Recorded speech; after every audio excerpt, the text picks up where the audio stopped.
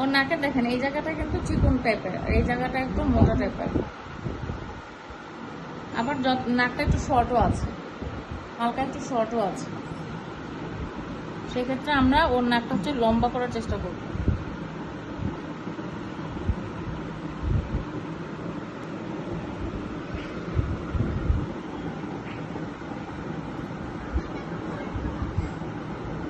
অল্প অল্প করে নিয়ে ব্লেন্ড করে নিব। হ্যাঁ, ব্লেন্ড করে করে যদি মনে হয় যে আমার আর একটু শার্প করা দরকার, সেক্ষেত্রে হচ্ছে আমরা প্রোডাক্ট বাড়াবো।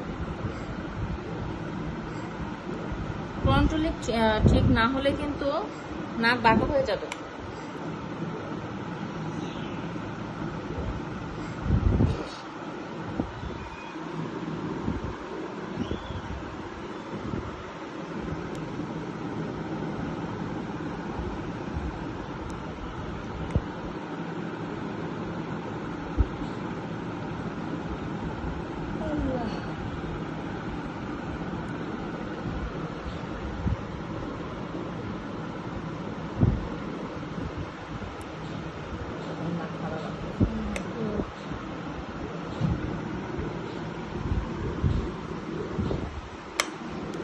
চোখা মনে হচ্ছে মানে একদম ভালো না।